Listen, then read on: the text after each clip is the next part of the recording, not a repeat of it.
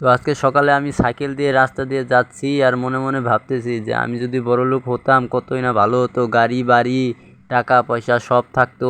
তো এটা বলে আমি রাস্তা দিয়ে যাইতেছিলাম, তো রাস্তার পাশেই দেখি অনেকগুলো গাড়ি কে যেন রেখে দিয়েছে। তো আমি তার কাছে গেলাম, তো যেহেতু আমি পুরাই অবাক হয়ে গেলাম কে এইগুলো গাড়ি রেখে দিল। তো আমি দেখতেছিলাম ভালো করে গাড়িগুলো, ল্যাম্বরগিনি কার, অনেকগুলা মোটর সাইকেল এখানে কি রেখে গেছে এগুলা। তো আমি আমার মাথায় চিন্তা ভাবনা ধরলো যে এগুলো আমি বেচবো, বেচে অনেক টাকা হবে, ওগুলো দিয়ে আমি বাড়ি করব।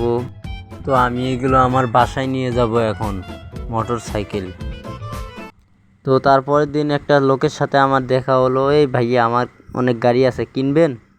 ওই শালা ফকিন্নি, তোর গাড়ি কিনে আমি মরম নাকি? তুই এলো ফকিন্নি, তুই গাড়ি কোথায় পাবি? তো গাইস এত বড় অপমান আমাকে। তারপরের দিন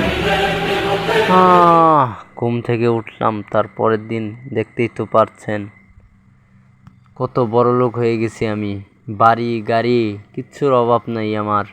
তো এতক্ষণ যে ভিডিওটা দেখলেন, যদি আপনাদের ভালো লেগে থাকে প্লিজ 10,000 লাইক আর 1,000 সাবস্ক্রাইব কমপ্লিট করে দিবেন। ধন্যবাদ, ভালো থাকবেন, সুস্থ থাকবেন, আল্লাহ হাফেজ।